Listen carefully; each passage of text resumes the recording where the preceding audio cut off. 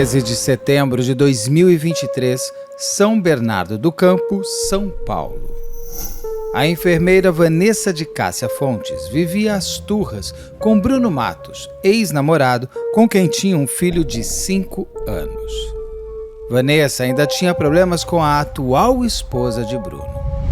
Acreditando que o encontro proposto por Bruno seria para parar arestas nas visitas do filho, Vanessa foi ao encontro do ex. Aquela foi a última vez que ela seria vista com vida. Confira os detalhes dessa história com a doutora Kelly César, a delegada responsável do caso, com quem converso agora. Diretamente de um dos endereços mais famosos do Brasil. De um dos principais cartões postais da cidade de São Paulo. E com as transmissões feitas dos nossos estúdios na Avenida Paulista. Eu sou Beto Ribeiro e este é o Crime S.A. Olá, por favor, não deixe de se inscrever, curtir, compartilhar, ligar sininho, marque nas suas mídias sociais, tanto a mim quanto a nossa amiga aqui, a doutora Kelly César.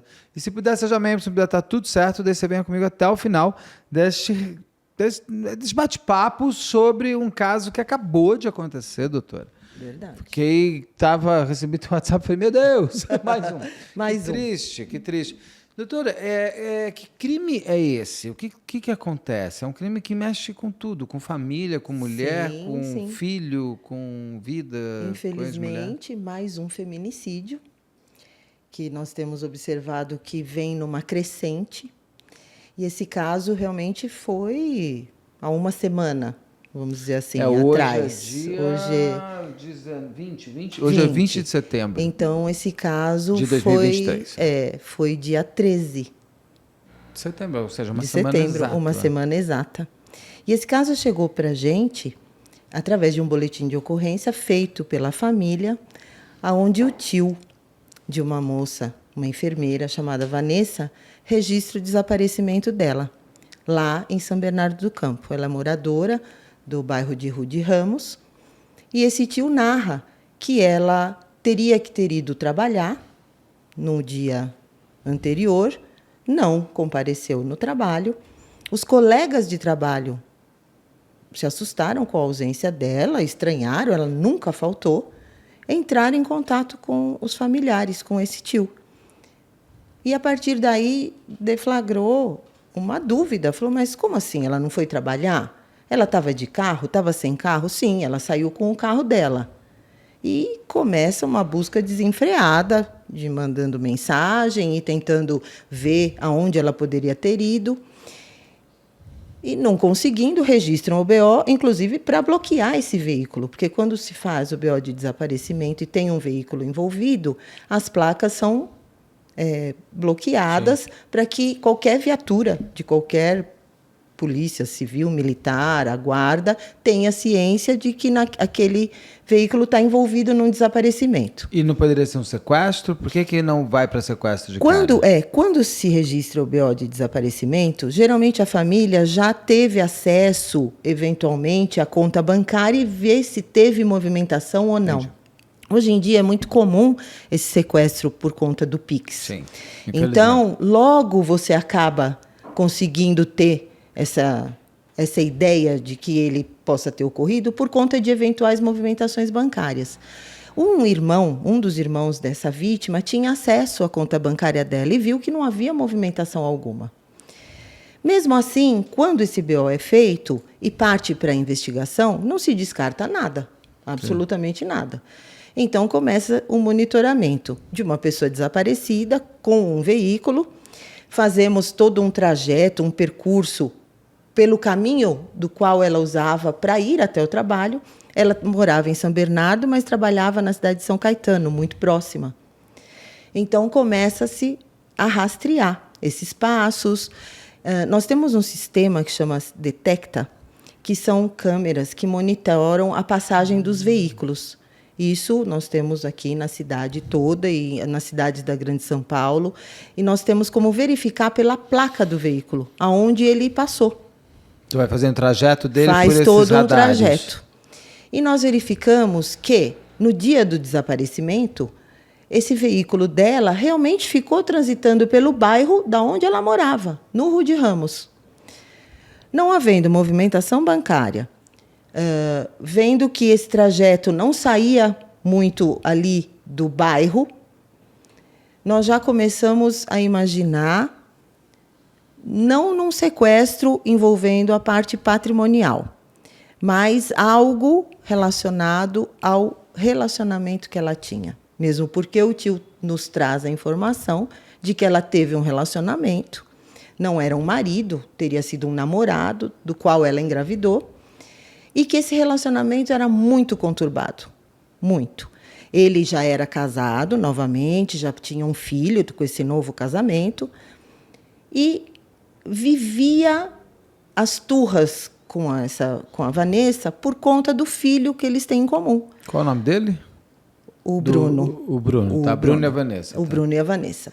Então, o Bruno sempre as turras com a Vanessa, porque era com relação à visita, era com relação à guarda. A atual esposa do Bruno também se indispunha muito com a Vanessa, porque a Vanessa limitava um pouquinho a visitação, os horários. Tanto que, quando nós fomos esmiuçar essa questão, nós vimos que haviam boletins de ocorrência, tanto da Vanessa como vítima de ameaça esta perpetrada pela atual esposa do Bruno. Pela madrasta do filho Pela dele, madrasta do dela. filho. Então, ela teria sido vítima de ameaça. Também existem tipo de boletins ameaça? de ocorrência. As ameaças eram assim, você não vai deixar ver o menino, ou não vai deixar pegar o menino, então você vai ver o que nós vamos fazer com você. Eram aquelas ameaças, não vou te matar, propriamente dita, mas ameaças veladas. Você vai ver, nós acabamos com você. E também da parte da Vanessa com relação ao Bruno, eles se desentendiam muito. Não só esse casal, como a atual esposa do Bruno. Então, a Vanessa tinha boletim de ocorrência contra a mulher do ex-marido, Sim, do ex-namorado. tinha também. Inclusive... E ela tinha contra o Bruno? Tinha também. Mas o que nos chama a atenção com relação à madrasta, né, do filho da Vanessa, não era só um boletim de ocorrência. Ela chegou a pedir medida protetiva. Tamanho receio que ela teve com as ameaças perpetradas por essa atual esposa do Bruno.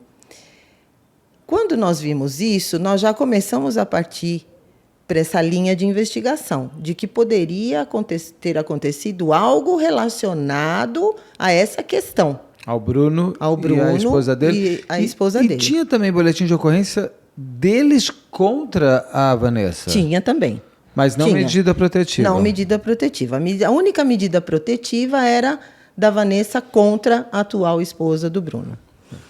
Quando vimos essa questão, vamos intimar. O Bruno, a atual esposa, familiares já estavam sendo ouvidos e a investigação na rua para tentar conseguir imagens desse trajeto que o Detecta, né, que essa ferramenta que nós temos chamada Detecta, já tinha apontado aonde esse carro estaria trafegando. É muito comum GPS em carro. O dela comum. tinha? Não tinha. Era um modelo um pouquinho mais antigo, não tinha o GPS. Mesmo porque quando nós pedimos, não é urgente. Entendi, Eles não passam com pena, tinha que ser mais com a rápido. urgência devida. O celular estava conseguindo ser rastreado? O celular estava conseguindo ser rastreado e dava no bairro de Rude Ramos. É, que não dá exatamente. Não dá. É que o GPS do carro dá onde o carro está. Não, o né? GPS ele te dá um raio. Tá. Mas o sinal também já havia cessado. Ele durou um pouco e o sinal havia cessado. Entendi. Bom, diante de tudo isso, a investigação na rua, a família sendo ouvida, dando detalhes, chega o Bruno e a atual esposa na unidade policial para serem ouvidos a respeito, e ambos dizendo, não sabemos onde está a Vanessa, não sabemos. Quando a polícia militar encontra o veículo da Vanessa, abandonado, numa estradinha de terra divisa de São Bernardo e Santo André. Quando nos comunicam, já encaminhamos a perícia para ser feito o levantamento das impressões datiloscópicas, que também é uma outra ferramenta importantíssima que nós temos, que colhe fragmentos de impressão digital. E nesses fragmentos nós conseguimos, através do banco de dados, levantar a identificação das pessoas que manusearam o veículo. E aí você vai por exclusão. Chamamos, né, essa perícia, encontramos o veículo, não havia vestígio visível de sangue. Esse veículo estava fechado, abandonado, chovia muito, que é uma das condições que a perícia sempre acaba prejudicando. Claro, porque você vai lavando alguma vai coisa, tirando vai lavando, alguma coisa. pelo menos lá de fora do carro. Mas com a notícia do encontro do veículo e o Bruno já na unidade policial, Ele falava o quê na unidade policial? ele dizia que não sabia onde estava a Vanessa, que realmente eles tinham um relacionamento tumultuado, que ele não havia há muito tempo. Ele não confirmava nem que tinha Não encontrado com confirmado ela nada, horas nada. antes. E nem a mulher dele. Nem a mulher. Porém, quando da notícia do encontro do carro, a mulher dele, chamada Diana, diz assim: olha, eu gostaria de falar uma coisa importante. O Bruno chegou em casa ontem e disse que tinha feito uma besteira. Ela... Mas eu não sei que besteira ele fez. Mas ele me disse que fez uma besteira, ele chegou muito tarde em casa e me disse que teria ido conversar com a Vanessa sobre a guarda do filho deles. Então, quer dizer, a própria esposa do Bruno já levantou essa questão de que tinha algo errado. E que ele tinha ido encontrar com a E que Vanessa. ele tinha ido encontrar com a Vanessa. Nós ouvimos todos de forma separada. Aí, o Bruno, questionado, ele abaixou a cabeça e falou: não, realmente, eu encontrei com a Vanessa por volta de 12:00, na porta da casa dela. Eu liguei para ela, queria conversar a respeito do nosso filho. Ela ia trabalhar à tarde e ela levava costumeiramente o nosso filho para a escola. Naquele dia, combinei com ela, ela colocou o nosso filho na van escolar para que levasse até a escola e nós íamos conversar antes dela ir para o trabalho. E isso tudo, hoje, nós temos imagens que confirmam essa versão dele. Aí ele alega que ela sugeriu que eles conversassem no carro dela. Então ele foi até o condomínio, entrou na garagem, entraram no carro e saíram. Ela conduzindo o veículo. E ela entendeu, talvez até por uma questão de segurança, que ela conduzindo o veículo e fazendo o trajeto que ela estava acostumada, seria mais seguro. Eu imagino que ela tenha pensado nisso. Não ia deixá-lo conduzir o veículo.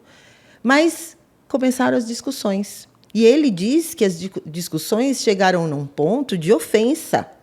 E ele falou que ela o xingava demais. Que xingava, mas de modo ofensivo. Que dizia que ele não era homem para manter uma relação. Que ele era um péssimo pai. Enfim, ele foi sentindo a honra dele ofendida. Ele pagava a pensão direitinho? Tinha alguma coisa sobre pensão? Ele era motoboy. Tá. Ele era entregador, não devia ter um salário fixo para que fosse descontado um valor de pensão. Acredito que ele dava pouca ajuda de acordo com o que ele recebia. Mas a pensão não era a questão. Era a visitação e a guarda. Ele, voltando a essa discussão no interior do carro, eles discutindo e grita isso e aquilo, ela entendeu por bem parar o carro. Até para evitar um acidente. E, nesse momento, ele disse que, num ímpeto, ele, com as mãos, foi até o pescoço dela e apertou para que ela parasse de ofendê-lo. E a pressão foi tanta e a força foi tanta que ela perdeu os sentidos. A versão dele. Mas nós sabemos que a pressão foi tanta que ela morreu. Ela morre Ela morre asfixiada por ela esganadura. Tinha sinal de defesa, ela tinha sinais da esganadura no pescoço, tinha algumas lesões nas mãos. Que a gente vai chegar lá quando vocês descobrem quando nós encontramos o corpo. Quando ele relata essa situação para a polícia, a primeira coisa não foi nem esmiuçar detalhes, foi dizer a ele e onde ela está. Porque se nós não a encontramos, você alega que realmente a matou. Nós queremos o corpo. E ele, não, eu vou levá-los até o corpo. Então, nós Paramos essa oitiva dele para que ele nos levasse até o corpo, para também saber se ele não estava mentindo de alguma forma em algum momento. E ele nos levou até o corpo. Que era onde estava o carro? Que era muito próximo onde estava o carro. Na mesma estrada de terra, a alguns metros de distância. E lá, ele realmente aponta que ele jogou o corpo por uma mureta. Essa mureta tinha como se fosse um barranco e o corpo estava lá, jogado. Já há quantos dias? Já um dia. Porque tudo tinha acontecido no dia 13 e o encontro do corpo e a confissão dele foi no dia 14. Então até que bom que foi rápido. Foi menos de 24 horas. Que ótimo, tá. Menos de 24 horas da lavratura do BO até chegarmos nessa questão. E quando nós nos deparamos com o corpo e realmente com as marcas da esganadura e conforme ele havia dito, nós começamos a questioná-lo. Ele volta para a unidade policial, nós solicitamos a perícia, o carro de cadáver, a retirada do corpo, para que ele fosse necropsiado o mais rápido possível. E quando ele volta à unidade policial, ele dá detalhes de como ele fez para dispensar esse corpo logo após ter constatado que ela estava sem vida dentro do carro. E aí acontece uma questão muito estranha no relato dele. Ele alega que quando ele a viu sem reação, por conta da esganadura, ele tira o corpo dela ela estava no banco do motorista, coloca no banco de trás, assume o volante e volta para a casa dele. Ué, mas você volta para casa com o corpo da Vanessa no banco de trás? Volto. Para quê? Nem no porta-malas. Nem no porta-malas, no banco de trás. Mas para quê?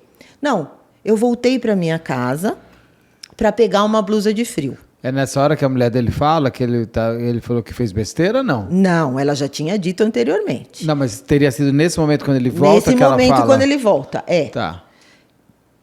Aí vamos conversar novamente com a atual esposa. Ele disse que voltou para casa, ele voltou para casa, pegou uma blusa e foi embora. E disse que ia trabalhar. E foi assim que ele alega ter feito. Pegou a tal blusa, voltou para o carro com a Vanessa morta. Mas ele saiu de moto? Porque ele não é motoboy? Sim, mas aí ele explica. Pega o carro, vai até essa estrada divisa com as duas cidades, São Bernardo e Santo André. Dispensa o corpo. E depois, alguns metros à frente, dispensa o carro. Anda alguns metros a pé para sair daquela estrada de terra e chama um Uber, um carro de aplicativo, para que viesse buscá-lo. Quando ele faz essa chamada do Uber, ele dá 2 endereços.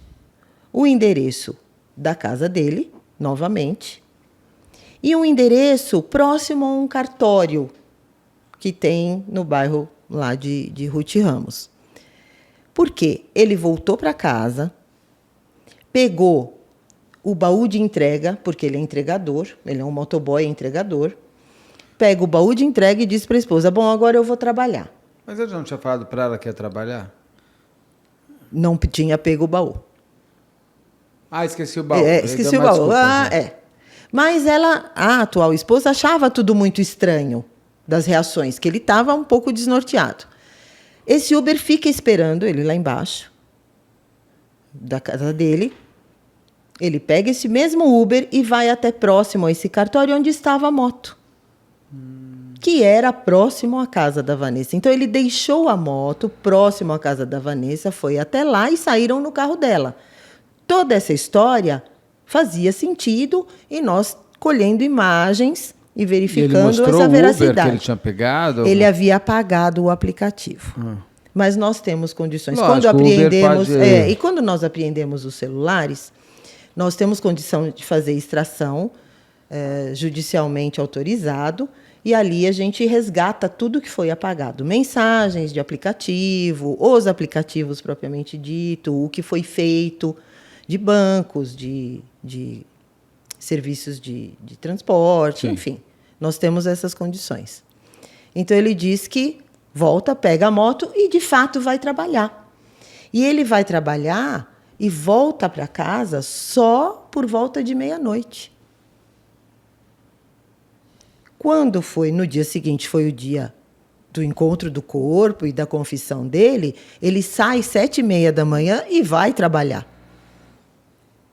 Aí já havia toda aquela história do desaparecimento da Vanessa, a família dela perguntando a ele sobre a Vanessa, ele dizendo que não sabia, até chegar na unidade policial e confessar os fatos.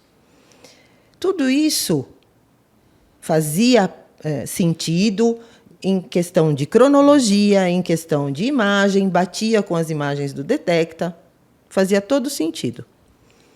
Então, ele alega ter realmente dispensado o corpo, questão de horário também, estava tudo certo, mas havia algo que desencaixava. Ele foi preso em flagrante. O delegado que atuou no caso entendeu que havia um estado flagrancial em virtude dessa perseguição ininterrupta do encontro do corpo, da investigação, enfim, autuou ele em flagrante. A atual esposa foi embora, mas algumas arestas tinham que ser aparadas de detalhes de horários. Chamamos novamente essa atual esposa. Foi aí que ela diz que, na verdade, quando ele chega em casa para pegar a blusa de frio, e disse que fez uma besteira, ele de fato contou a besteira para ela. Ele contou: eu matei a Aline. E você vem comigo porque eu estou com ela no carro. E aí ela se viu numa situação em que ou ela estava com ele ou ela não estava com ele. Sim, ou ela poderia ser a próxima Vanessa. Pois é. E ela vai, entra no carro, deixa o filho do casal, eles têm um filho muito pequeno, ela ainda amamenta essa criança. Nossa. Ela deixa esse filho do casal com uma outra filha dela maior e vai com ele. Ela entra no carro da Vanessa, vê o corpo da Vanessa no banco de trás e ele sai conduzindo o carro, realmente por onde ele disse. Ele sabia para onde ia? Sabia para onde ia. Mas por quê? Ele conhece essa estrada? Já passou por ali e tal? Para quem mora ali na região, conhece. Tá. Porque São Bernardo ele faz divisa com algumas cidades. Santo André, Diadema, São Caetano. E a divisa entre Santo André e Diadema tem algumas estradas de acesso mais rudimentar, assim. Terra, estradinhas pequenas, sem grande movimentação e sem câmeras. Esperto. E diz a atual esposa, Dayana, que foi junto, que realmente chegaram no local, ele sozinho tirou o corpo da Vanessa do carro, porque a Vanessa era uma moça de compleição física pequena, Sim. Não seria difícil para um homem realmente tirá-la do carro, e ela diz que viu pelo retrovisor o momento em que ele lançou o corpo por essa mureta e caindo na ribanceira. Ela alega não ter participado desse movimento em tirar a moça do carro. O quê, ela só estava junto. Ele queria só a companhia? Queria provavelmente não só a companhia, mas como a gente costuma dizer, matricular ela na história. A cumplicidade dela teria que ser maior, ainda porque ela faria parte do crime de alguma maneira. Por quê?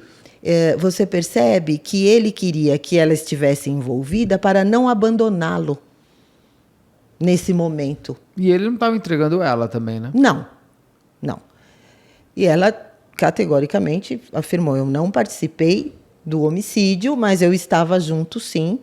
Não disse antes porque estava amedrontada. E aí nós fomos confrontá-lo a respeito. E ele confirma. Ele confirma que após ele ter dispensado o corpo e ter dispensado o veículo, abandonado o veículo, esse caminho a pé fizeram juntos, o Uber eles pegaram juntos. O motorista do Uber confirma? E aí ontem nós conseguimos ouvir o motorista do Uber e ele confirma sim. Que era um casal Que mesmo. era um casal, descreve, e que realmente deixou a moça na casa dela. Por isso que ele tem duas paradas. Por isso que ele tem 2 paradas. Na casa e depois para pegar a moto. Então, mais uma vez, nós vemos assim, como o autor de um feminicídio ele age. Ou seja, ele atrai essa vítima. Agora, nós ainda mantemos a investigação, porque nós temos que entender se não houve uma premeditação desse crime. Se ele não pensou em fazer isso antes mesmo de sair de casa e discutirem no carro.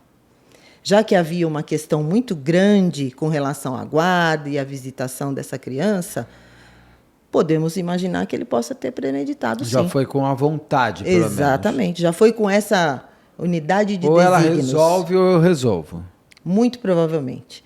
E ele estava realmente muito abalado com essas questões do filho, que ele queria ver e já fazia muito tempo que ele não via.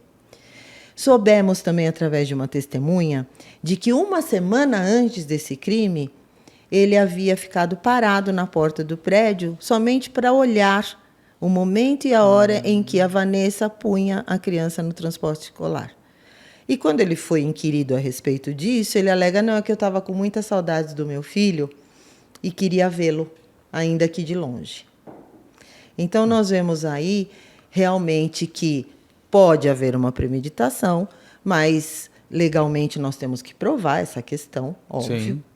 Ele, no interrogatório, não menciona essa premeditação, porém, nós não afastamos. O inquérito ele vai ser relatado, né? Ou seja, a gente termina esse inquérito e encaminha ao Ministério Público já essa semana. Mesmo assim, nós podemos prosseguir nas diligências, caso o promotor entenda que a gente tenha que diligenciar para obter mais informações com relação à eventual premeditação. Mas nós já vamos depois encaminhar os laudos, o tanto necroscópico da Vanessa, como o laudo do local do encontro do corpo e a perícia do veículo. Sim. E agora nós temos esse período para terminar o inquérito. Provavelmente ele será denunciado, mas com relação à atual esposa, ainda que ela estivesse junto nesse momento e que a gente consiga comprovar de que, de alguma forma, ela participou para a ocultação do cadáver, ela será apenas indiciada. O crime não nos permite pedir a prisão temporária dela. Ela não entra num flagrante. A tipificação do crime não entra nisso. Tá? Ele está preso. Ele está preso por força do auto de prisão em flagrante, que foi convertida a prisão em prisão preventiva, diante do crime hediondo que ele cometeu. Mas a esposa, ainda que indiciada pela ocultação de cadáver, vai responder em liberdade, porque o crime não permite esse tipo. Não permite. Agora, o corpo dela confirma que ele... É horrível usar essa palavra, mas que apenas esganou e não... Sim. O que mais que ela tinha? Eu vi as fotos, ela tem uns ferimentos na mão. Nós vimos algumas lesões nas mãos. São bem fortes as lesões. Óbvio que a gente não tem ainda o laudo fechado e oficial da necrópsia. Mas as lesões que aparentavam, inclusive uma muito profunda, pode ser de algum animal que possa que ter pegou. É porque é um comido, corte bem grande, mordido, bem exatamente. Aqui, tá. Porque ali é uma região de matagal. É uma região onde pode vir, sim, alguns animais, e o corpo dela passou a noite toda. Entendi, tá. Porque do dia do fato, que provavelmente ele tenha dispensado o corpo, ele a encontrou meio-dia e pouco, discutiram até 2h, 2h30 da tarde. Vamos dizer que ele tenha abandonado esse corpo por 4 horas da tarde. Mesmo porque o carro foi encontrado no final da tarde, umas 5 e pouco. Do dia seguinte. Do dia seguinte.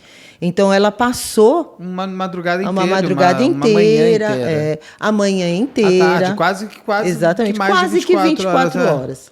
Daria 24 horas. Então, é possível que tenha tido aí algum animal que possa ter ido morder, né, a vítima. Ela tinha algumas lesões nos dedos, também alguns ferimentos cortantes, que pode ter sido tanto em decorrência de quando ele precipita o corpo dela por cima de uma mureta, porque mesmo que ele tenha mais força, a hora que ele joga o corpo, ele tem que jogar por partes. Sim. Então, ele joga vai pondo uma parte e depois aí pode ter sido que a mão tenha ralado nessa mureta de concreto.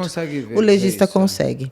Isso não há problema, porque ele vai descrever todas as lesões. Mas a causa mortis, conforme ele confessou, e que aparentemente era visível já fazendo esse local, Aqui ela tinha marca? Ela tinha a marca das 2 mãos dele no pescoço. Muito triste. Mais uma mulher que acaba morrendo por questões de violência doméstica, por questões de um crime passional, porque ele... depois nós soubemos através dos familiares de que ele também tinha ciúmes dela, sim, era uma relação conturbada, ela não tinha um relacionamento aparente recente, sim. Ele mesmo sendo casado, eles discutiam essas questões, acredito eu que ele ainda tinha algum apego por ela. E geralmente a violência doméstica em casais já separados tem muito essa questão do apego, né? Não é uma carga de tudo, de posse, de ciúmes, de raiva, de amor. Sim. Que dizem que eu não acho que isso é amor, mas eles colocam até o amor no meio dessa história toda. E nada justifica, ainda que existe uma contenda com relação à visitação e guarda, nada justifica chegar num feminicídio, jamais. Tudo isso pode se resolver. Eu sei que existem muitos pais que sofrem essas questões, que querem ver os filhos, e há uma resistência da outra parte, e vice-versa, mas tudo isso existe a legislação para se resolver. Sim. E não chegar em vias de fato, porque hoje nós temos 2 crianças, que é o filho da Vanessa com o Bruno, e a criança que é filha da atual esposa com o Bruno. Nós vamos ter 2 crianças sem um pai. E uma sem a mãe. E uma sem a mãe. Né? E a outra pode ser que também sem a mãe, porque ela pode vir a ser presa. Sim, também. Se a gente comprovar de alguma forma, porque, como eu falei, nós não descartamos nada. A participação dela no homicídio, mas com o que nós temos obtido, com as imagens, nós temos verificado que realmente no interior do veículo encontrava-se somente 2 pessoas. Quando ele vai lá na casa dela, quando o Bruno vai na casa da Vanessa, ele pega ela saindo. É surpresa ou eles estavam combinados? Não, estavam combinados porque ele havia ligado dizendo, olha, eu quero conversar com você. Ele não chega a subir no apartamento dela? Não chega a subir. Para saber se existia alguma relação. Ele tem algum vestígio de algum problema, de algum crime sexual também nisso? Não tem. Não tem. Lógico, quando nós solicitamos o exame necroscópico, nós solicitamos complementarmente vários exames. O subunguial, que é aquele que nós pedimos que se olhe embaixo das unhas para saber se houve essa luta corporal, né? Essa defesa. Ela tinha alguma coisa dele? Não, ainda não saiu, nós não sabemos. E nós solicitamos também o sexológico, porque assim, nada pode se descartar. E em se tratando de exame pericial, tem que ser feito naquele momento. Então, ela faz o exame necroscópico e complementarmente se pede os outros, porque aí depois que há a liberação do corpo, não tem mais como voltar atrás para pedir. Muito difícil, somente em caso de exumação, e algumas coisas restam prejudicadas, não tem como pedir. Mas essa resposta ainda não temos. Tá. Ele, o Bruno, ou ela, a mulher dele, tem marcas no corpo estranhas que poderiam sugerir que foram de defesa da Vanessa? O Bruno, ele passou por exame de corpo de delito. Não há nada muito evidente. Nada muito evidente, assim, de arranhões evidentes, hematomas, nada, choco, alguma coisa. Não, nada evidente. Mas nós observamos também no corpo da Vanessa, que também pode ter sido no momento em que ela foi jogada, um hematoma na cabeça. Ela pode ter batido a cabeça na hora que ela foi precipitada. Ela foi bastante, né? Longo o caminho. Foi longo o caminho, um caminho íngreme. E assim, tem pedra, esse caminho daria numa rodovia, que é o Rodoanel. Imagina se o corpo cai ali. Meu Deus do céu. É que ele não teve força para tanto, mas chegou perto. Mas chegou. Era o fim daquele barranco, daria no Rodoanel. Então, o legista também vai nos responder com relação a esse hematoma na cabeça. Por quê? Ele pode tê-la agredido, sim, antes de asfixiá-la. Pode. Nada se descarta. Sim, lógico. E, assim, muito difícil que não tenha havido uma defesa por parte dela. Se ele não a agrediu anteriormente, simplesmente só foi para cima dela com o intuito de asfixiá-la com as mãos no pescoço, ela se debateu, com certeza. Alguma coisa. Se debateu, tentou, exatamente, tentou se desvencilhar. Formas, né? Mas a compleição física dele é muito maior do que a dela. A mulher dele passou por exame de corpo de delito? Também passa. E ela deu algum sinal de alguma coisa? Nada? Não deu sinal de nada. Seria realmente... Ela foi sentada ao lado dele para ele fazer o serviço. Mas, assim, a gente tem que sempre pensar naquela questão de dela ter tido uma participação, ainda que psicológica, ainda que intelectual. Nós temos que pensar nisso, porque ela pode ter incentivado ele, não só a cometer o crime, como também no momento de dispensar o corpo e o veículo. Ela pode ter. Ele pode ter sido a mão, ela pode ter sido a mente. Ela pode. E isso que vocês estão investigando agora. Nós estamos investigando agora. Você pega desde Suzane, que eu gosto de citar, que ela é a mente da história. Sim. A Ana Flávia Gonçalves também, que a dinâmica lá dentro é muito desconhecida ainda, mas em princípio ela teria agido como mentora dos outros. Se você tem, e os mentores são tão responsáveis quanto eles. Vão responder da mesma forma. Só não suja a mão com sangue, mas o sangue é deles. E ela, pelo que a gente conseguiu saber também dos familiares da Vanessa, ela era muito atuante no casal nessas questões de tomar frente dessa briga. Não, você é pai, você tem que ver seu filho. Tanto que ela tem uma medida, medida protetiva. A Vanessa tem uma medida protetiva contra essa esposa. Então, assim, por que não? Ela não poderia chegar para ele e falar, não, eu acho que você tinha mais que resolver essa questão de uma forma ou outra, incentivando, ou sendo a mentora intelectual de dizer, inclusive, do como ele deveria agir. Claro, pode até ser. Sim.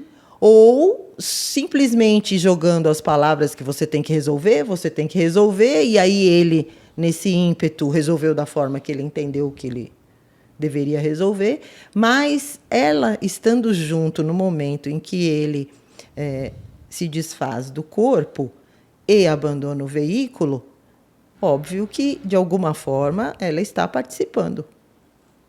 Da ocultação desse corpo, ainda que ela alega que só estava fazendo companhia. E a gente não sabe nem se ela não sabia. Vamos supor, ela pode não ter tido a ideia, mas ela podia ter a ciência do que ele estava indo fazer. Sim. Estão sendo verificados os celulares deles dois, pelo menos, para ver se tinha conversa de WhatsApp. Exatamente. Que mostrassem essa confabulação aí. Sim. Realmente, o telefone da Vanessa, ele se desfez. Foi um momento que nós perdemos o sinal. Mas ali tem as conversas nele, mas tem as conversas teve um momento em que, quando os familiares começaram a mandar mensagem para a Vanessa, onde você está? O que aconteceu? Ele se passou pela Vanessa. Então ele manteve a Vanessa ainda viva. Mas, assim, só dizendo, não, tá tudo bem. Pelo celular, claro. Pelo celular. Não, tá tudo bem. Tá tudo em ordem, vou trabalhar. Mas encerrou, não se estendeu. Mas, por algum momento, ele se comunicou, fazendo com que a família acreditasse que a Vanessa estava viva. E o celular dela foi encontrado? Não foi encontrado, ele alega ter quebrado e dispensado na mata. Houveram as buscas, mas realmente não foi encontrado. Achou. Mas o celular dele, o celular da atual esposa, já estão apreendidos, já foram encaminhados para extração, mesmo porque há mensagens apagadas. O que nós conseguimos visualizar ali no momento da apreensão é que haviam mensagens apagadas dele para a atual esposa. Então, nós temos que extrair esse conteúdo para entender essa questão da premeditação e da ocultação de cadáver. Sim. A atual esposa dele traz alguma... ela tentou falar com a Vanessa? Como foram as últimas conversas entre eles três? Disseram que a última conversa foi aquela que originou a medida protetiva. Que foi... quanto tempo antes? Já fazem alguns meses, 2, 3 meses mas então antes. É recente, era uma medida protetiva de pouco tempo. Pouco tempo. Mas aí foi porque diante da conversa dos três, da briga dos três com a questão da criança, né, do filho da Vanessa e do Bruno, houve até empurrões, ameaças. Teve agressão física. Aquela vias de fato que a gente fala, né? Que não chega a agressão, mas um empurra daqui, quase outro empurra de lá. E a atual esposa teria dito para ela, você vai ver, acaba com a tua vida. É pouco tempo, né? Uma medida protetiva de 2 meses. Muito pouco tempo, mas ainda bem que existia essa medida protetiva, que primeiro, essa atual esposa não se aproximou de fato da Vanessa, nesse período. Diretamente, não. Não sabemos se ela fez alguém se aproximar. Mas, exatamente. Mas, como a medida não abrangia o Bruno, ele pôde se aproximar. Tá. Mas sabe o que me espanta, Beto? É que, assim, a Vanessa, mesmo com toda essa relação conturbada, com todas essas questões, ela ainda, de alguma forma, confiava no Bruno. Porque o fato dela ter aceitado conversar com ele, colocado no carro dela, isso denota que ela tinha confiança. Sim. Ele, afinal, era o pai do filho. Ele já tinha agredido ela antes? Alguém sabe se existia uma agressão? Existem colegas de trabalho que agora estão sendo ouvidas também, que diziam que ela reclamava muito dele, que ele realmente já teria agredido, mas aquela agressão verbal, algumas ameaças e agressões físicas, mas que ela não teria registrado o boletim de ocorrência. Mas durante o período em que eles se relacionavam. A importância, né, do boletim de ocorrência e da mulher se perceber também, a importância da terapia. A gente tem visto, eu vou te fazer uma pergunta que eu faço muitas vezes, você está lá no dia a dia mesmo. Aumentou o número de feminicídios, a gente passou a ter mais registros de mulheres com mais coragem de registrar algo contra os seus parceiros ou parceiras, porque também temos no universo homossexual também mulheres que são agressivas, ou apenas estamos noticiando mais? O que acontece? Eu acho que é um conjunto. Nós realmente hoje temos mulheres que denunciam mais, até porque elas estão mais conscientes dos direitos, porque a legislação que existe atualmente no nosso país, ela é muito boa. Sim. Com relação a essa questão da violência doméstica. Então, as mulheres se conscientizam mais, têm mais conhecimento. Nós estamos fazendo com que a sociedade, no geral, tenha conhecimento dos seus direitos, se é mais divulgado, e, consequentemente, esse número de registros aumenta com relação à violência doméstica, porque ela se encoraja. Durante a pandemia, houve a criação da delegacia eletrônica, da DDM Online. Aqui em São Paulo. Ou seja, aqui em São Paulo. Então, existe uma delegacia eletrônica de defesa da mulher, onde a mulher pode registrar, pela internet, a violência doméstica que ela está sofrendo. Existe ali um campo em que ela pode anexar fotos, inclusive, das lesões que ela sofreu. E quando esse registro é noticiado com uma violência iminente, existe uma autoridade policial ali que vai deliberar, inclusive, o envio de viatura na residência, tentar o contato com essa vítima.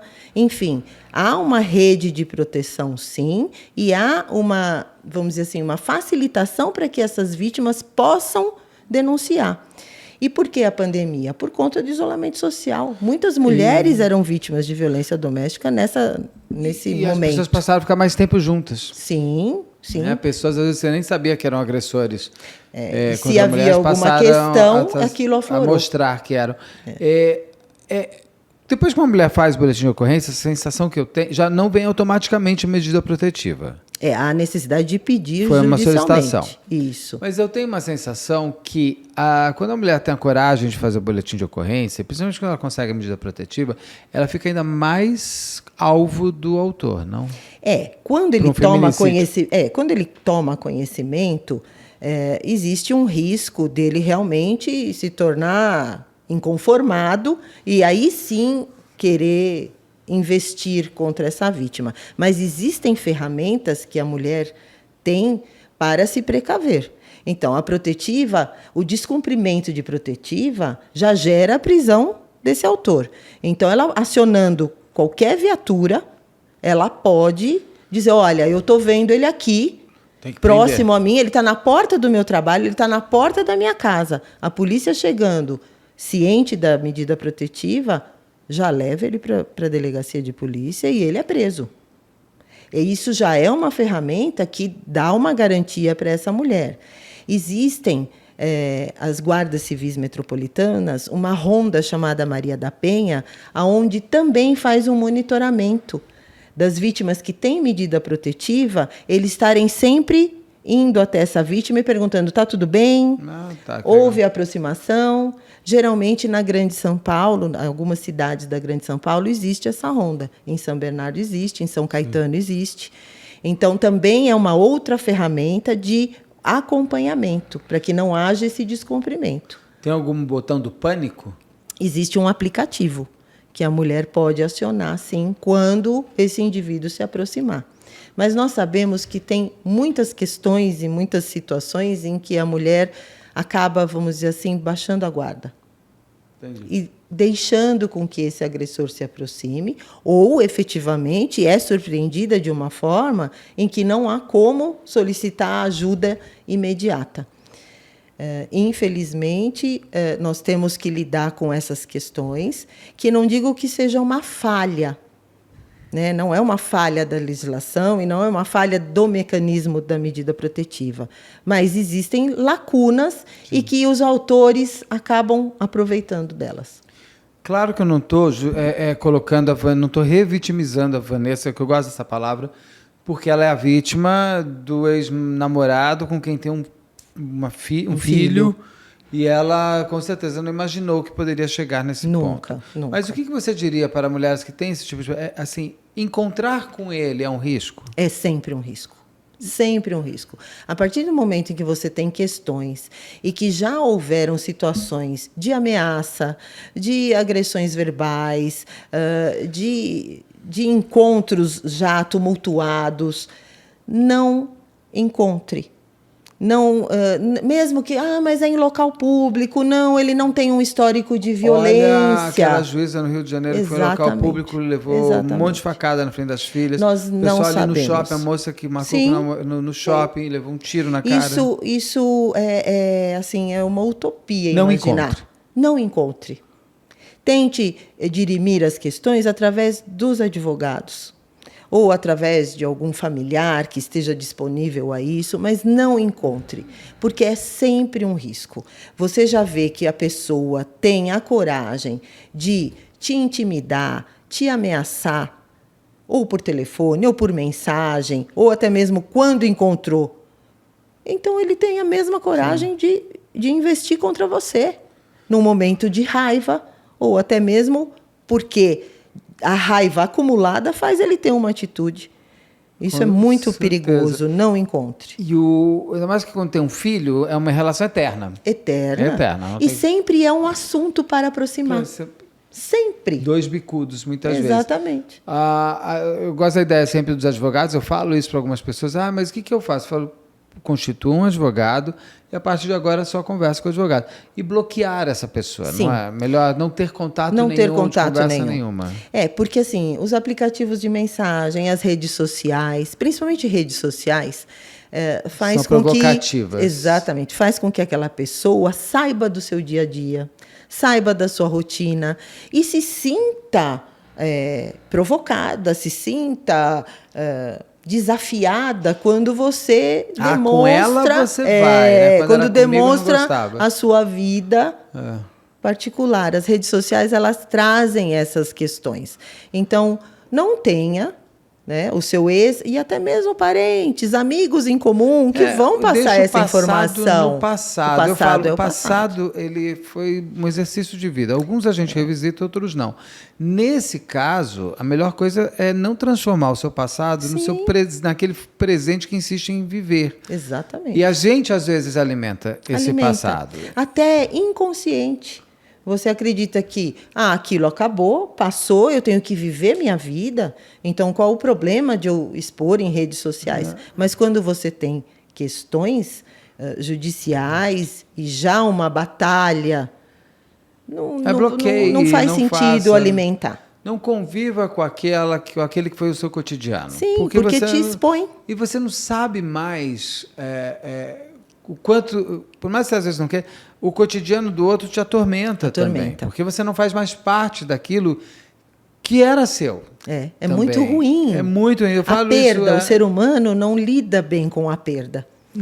Mesmo você não querendo mais estar junto, aquilo te atormenta. Eu falo para as pessoas, não fica olhando o passado, bloqueia por você mesmo, Sim. não porque pelo outro. Não tem o que conversar. O outro vai falar, ele me bloqueou, dane-se, é para você não ver. E quando a gente tem, fala... O WhatsApp bloqueia, tudo. se possível, até muda de telefone, e eu concordo com você. Existem amigos que a gente vai ter que abrir mão também. Sim. Que a gente gosta, que a gente gosta. Infelizmente. A gente gosta das pessoas, mas a proximidade com aqueles... são os amigos em comum que fatalmente pode comentar. Ainda mais quando você tem filho, isso, aquilo, porque... O filho é uma questão extremamente importante, onde, eventualmente, você tem que abrir mão de algumas questões até para preservar a criança. Com certeza. E eu digo muito para os casais, para as pessoas. Se você ama demais o seu filho, preserve o seu filho. Sem dúvida. Desses monstros que te rodeiam, inclusive você mesmo. Sim. Dentro de relações passadas. Não brigue na frente do seu filho. Não transforme o seu filho na motivação da briga. Sem dúvida. Porque é destruidor também. Porque hoje estamos falando de um feminicídio em decorrência da violência doméstica que já existia. Mas quantos casos em que, por questões também de guarda e de visitação, a outra parte não se vinga do filho? Temos alguns exemplos. Temos vários exemplos. Henri Borel, da vida, vários exemplos. Ali. Então, aí a vítima deixa de ser a mulher, a ex-esposa ou o ex-marido e passa a ser uma criança. Porque é a iconicidade máxima do passado daquele que você não quer mais que tenha. O vínculo eterno. Então, assim, e se você não tem maturidade suficiente para namorar ou casar com um homem ou com uma mulher que tem um filho, não case. Porque os filhos são eternos. Os filhos chegaram antes de você. Sem dúvida. E o ex chegou antes de você. Então, sem dúvida. Não se coloque em risco e nem se transforme num assassino. Né? Porque assim, você se relacionar com alguém que tem um passado... faz parte também aceitar esse passado. Não tem o que fazer, gente. Todos nós temos passados. Não tem o que fazer. E você tem que fazer da melhor forma possível. Você não é tão simpática e tão amável, mas convivo, respeito. Tem os dias que o filho do meu marido vai vir na minha casa? Sim, vai vir. Tem os dias que meu marido vai buscá-lo para passear sem a minha companhia ou com a minha companhia? Tudo isso é uma questão de acerto e civilidade. E não gosta, não entra na história. Não entra na história. Mas eu amo, eu sei. Amor também é escolha. Então a gente também tem que, às vezes, desromantizar certas coisas para entender, concordo, o quanto que a gente vai entrando em relações muito doentes e faça terapia, né, doutora? Sim, sem dúvida. A terapia sempre vai ajudar. E boletins de ocorrência são sempre importantes, principalmente para relações que não conseguiram ter maturidade para se ter, porque tudo isso é um empecilho. Porque eu digo assim, não é que você fazer um boletim de ocorrência vai fazer com que o outro se vingue de você. É a minoria, não é? É a minoria. Depois que uma mulher consegue a medida protetiva, faz um boletim de ocorrência, o outro lado lá não se acalma? Sempre. Porque você tem que pensar racionalmente. Você tem as ferramentas legais quando você é vítima, então use as ferramentas legais. E aquele que está infringindo a lei, ele tem que entender que se ele continuar, o destino vai ser a prisão, responder um processo, e isso alguém civilizado e inteligente faz com que entenda e recue. Claro. E tenha a contenda dirimida judicialmente através dos seus advogados. É o que eu falo para as pessoas. Eu sei que se você gosta do canal, fique sempre só querendo assistir ao canal sempre. E não virar um tema do canal. Sem dúvida. E esse tema todos nós sempre passamos perto. A gente acha que está muito distante. Eu acho importante que todo mundo se perceba nessa situação, porque ela é... Se você perguntasse com certeza para a Vanessa e para o Bruno e para a mulher dele há 7 meses, vocês sabiam que vocês vão estar em setembro sendo apontados como feminicídios aqui, eles vão falar de jeito nenhum. Exatamente, nunca. Então, nunca. E corre que esse tenham essa consciência, né? Que as mulheres tenham essa consciência. Os crimes chegam até a polícia justamente para serem esclarecidos, para que a gente inicie a justiça. O final da justiça é feito através do processo. Exatamente. E entendam que, lógico, a polícia ela tem as suas limitações legais, e que muitas vezes as pessoas não entendem, falam, mas a polícia não faz nada. Nós temos as nossas limitações legais, A polícia mas faz isso até muito. tudo que está ao nosso alcance será feito. Infelizmente, eu tenho tido, no âmbito da minha seccional de São Bernardo, casos de feminicídio recorrentes, mas nós vemos que são questões já de um passado e que acabaram terminando na fatalidade agora. E parabéns por vocês terem aceitado, no caso da Vanessa, o desaparecimento dela no momento que a família viu que ela estava desaparecida. Sim, Sem sim. aquela história ainda, porque ainda eu ouço, ainda é recorrente de ouvir de pessoas, eu fui lá e eles falaram para esperar 24 horas. Eu fui lá e falaram para esperar 48 horas. Isso não existe. Isso não existe. Isso é uma questão também muito importante da gente falar aqui no canal. O desaparecimento é algo muito sério a ser tratado. Na Grande São Paulo, todas as seccionais têm o seu setor de homicídios e proteção à pessoa. Dentro desse setor é onde se investigam os desaparecimentos. Nada é deixado de lado. E tem que ser olhado como uma questão extremamente importante. Mas não é um crime, não se sabe se foi um crime. Exatamente. Existem desaparecimentos Olha, voluntários. A Vanessa é um Exatamente. exemplo. Se vocês não tivessem agido no momento em que, para a família, a Vanessa já era desaparecida, Sim. porque ela já saiu do seu cotidiano, do seu normal, Da sua rotina. talvez a gente demorasse mais tempo para encontrar o Sim, corpo dela. talvez demorasse. E vocês demoraram em 24 horas 24 entre horas. vocês terem avisado que ela desapareceu, encontrar ela, o autor, o redesenho e tudo mais, foram 24 horas. Isso é fundamental. Isso é fundamental. Até eu gostaria de ressaltar, Sempre. eu tenho um policial que trabalha na seccional, na sede da seccional conosco. E ele é muito sensível a essas questões de desaparecimento de pessoas e me pediu se ele, além das atribuições dele do dia a dia, ele pudesse trabalhar com os BOs de desaparecimento de pessoas nos dias de folga. Nossa. E ele se voluntariou e realmente está já há uns 3, 4 meses auxiliando as equipes do setor de homicídios lá da seccional de São Bernardo. Ele já encontrou 50 pessoas. E as pessoas estavam, na maioria, o quê? Internadas em clínicas de problemas psiquiátricos ou internadas em decorrência de acidentes e que não haviam sido identificadas. Nossa. Existem, sim, os desaparecimentos voluntários, quando falamos em adolescentes que querem encontrar um namorado virtual, e aí gera toda aquela questão Mas familiar. Encontrar um namorado virtual pode ser um desaparecimento muito e pode perigoso. ser uma morte. Pode também.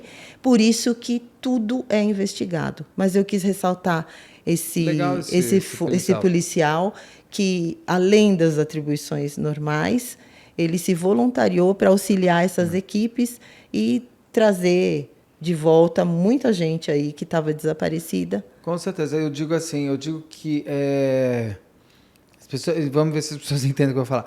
Não que ser vítima de homicídio seja bom, claro que não, óbvio que não. Mas você ter um ente seu desaparecido é a pior Não dor. existe fechar de caixão. Você nunca sabe o que aconteceu. Não. Você não sabe se está comendo, se não está, se está morto, se não está, se mataram, se não matou, se está matando. Você não sabe o que está acontecendo. Você não sabe, é um não dormir, porque todo dia vai se tornando mais distante daquele dia que foi o último dele com você. A gente costuma dizer que o desaparecimento, para aquele que está em busca de alguém desaparecido, é uma dor sem fim. Não, é insuportável. É sem fim. Eu imagino assim, se eu dormir hoje, o ontem que ele estava comigo vai ficar mais distante. Sempre. Então eu não quero. Eu quero que ele ainda esteja, ele ou ela esteja bem perto de mim. E esse tempo já está se passando. E vai se passando, e vai se passando, e vai se passando. E deve ser uma tortura. Destruidor. Uma então, tortura pelo diária. menos a família da Vanessa teve o que chorar, tem uma a quem resposta, chorar. exatamente. E tem uma justiça agora a perseguir. Sem dúvida. Que bom que vocês estiveram rápidos em achar tudo. Achar o que aconteceu com ela, Sim. achar o autor, entregar para essa família uma resposta para que eles possam agora viver mais o luto e esperar a justiça vir, né? Porque é natural. Natural. E não ficar esperando dias, é porque vem a esperança, aquela esperança sempre. que vai aumentando, que vai aumentando. E sempre a dúvida de por que a pessoa desapareceu. Por quê? Porque o que aconteceu? O Quem que levou? aconteceu? E as pessoas, os familiares têm muito de se culpar. O que é que eu fiz ou o que eu não fiz para ela ter ido embora? Sim. Isso é muito ruim. E quem foi embora porque quis, só avisa a pessoa que está te procurando. Né, Hoje, se a pessoa fica sinal. desaparecida, o CPF dela é congelado? Tinha lido alguma coisa dessa? Não é que é congelado. Nós temos um bloqueio do número do RG, até mesmo porque, se consultado, vem à tona. Exatamente, vem à tona que ela está desaparecida. Da mesma forma que um veículo envolvido, no caso de alguém desaparecido, também fica com um bloqueio, fica com um alerta. Bloqueio significa o quê? Se ela quiser abrir uma conta corrente, não vai conseguir? Não. É por isso que eu chamo congelar, mas é o RG, não é o CPF. É o RG e toda a documentação. Todas automaticamente as acaba ficando Você fica suspenso. paralisado. É ótimo, porque a pessoa que está desaparecendo porque quer, ela vai ter que pegar e falar para a pessoa, eu quero, libera a minha vida aí. Mesmo porque, quando há o encontro da pessoa, seja de que forma for, ou até mesmo porque ela voltou, tem que se registrar um novo boletim de ocorrência para que seja noticiado aos órgãos competentes o retorno da pessoa. E é super importante, porque a gente também trabalha com números. Senão o banco de desaparecidos só vai crescendo. Sim, você precisa saber também. E você tem uma mão de obra. Não é que a cada 100 desaparecidos a gente vai ter mais um policial. Não. A gente vai ter aquele número de policiais trabalhando nisso. Se você... Teu ente querido reapareceu, vai lá e dá baixa. Precisa. Para que a polícia, inclusive, não precise continuar trabalhando. Em cima daquela ocorrência e possa que foi olhar, registrada. se focar naquele outro que não foi encontrado ainda. Porque, para nós, todos os registros são importantes. Claro. E todos são verificados. Até porque nós precisamos dar uma resposta. Não só aos familiares, como para a sociedade, como você mesmo falou. Estatisticamente, nós temos que dar uma resposta. O que a polícia tem feito com relação ao número de desaparecimentos. É meta. É uma meta humana necessária. Sim, necessária. Precisamos. Doutora, esse caso da Vanessa e do Bruno, quase todo esclarecido está. Ainda vão ter alguns detalhes que faltam aí, alguns laudos saírem. Se tiver novidade, você me fala, a gente faz um complementar. Com certeza, complementaremos. Parabéns pelo seu trabalho. Obrigada. Sou sempre muito fã, você sabe disso. Obrigada. De vocês todos, e principalmente seu fã. Muito obrigado por estar sempre aqui com a gente. Volte sempre. Eu brinco com... Eu vou contar uma brincadeira. Não é uma brincadeira, gente. Vocês vão entender o que eu vou falar. Eu falo, doutora Kelly, eu sei que o crime vai acontecer, mas eu desejo que caia na tua mão. Pelo menos assim a gente sabe. Não é porque você vai estar aqui sentada me contando, verdade. mas é porque assim eu sei o trabalho que você tem de querer resolver. Isso é tão importante, Sem é tão dúvida. bom para quem está deste lado. Eu imagino a dor que deva ser, só imagino, e a gente só pode imaginar porque só quem passa que sabe. Mas eu imagino o desespero que deve dar de você buscar um acalento, uma ajuda e não encontrar do outro lado. Isso é muito ruim. Que é bom que as pessoas encontram em vocês. É como eu falo, eu não trabalho sozinha. Não, eu trabalho em equipe, mas eu tenho muito a agradecer todos que trabalham, né, comigo em todas as esferas, em todas as delegacias, desde todos os meus colegas, os delegados, como os investigadores, escrivães, que são todos muito dedicados, todos muito preocupados, e eles sabem quando acontece algo assim de muita repercussão ou de que a gente precisa de uma resposta imediata, eles sabem que tem que correr porque eu estou correndo atrás. Sim, não, isso é então importante. A cobrança é realmente grande, eu pego no pé. Quando se tem um líder em quem se espelhar, é tão bom, e que bom. Eu quero sempre poder ajudar. Muito que esse é, eu acho que o objetivo do nosso trabalho, ajudar o próximo. Ser policial é isso. É isso. É como ser médico, é vocacionado. É vocacionado. Mesmo. Doutora Kelly, muito obrigado pela oportunidade de por estar mais uma vez. E a gente se vê em breve. Prazer. E eu, com certeza, sempre com essa já fechamento de trabalho tão bom. Muito obrigado. Obrigada. Obrigado. Eu que agradeço.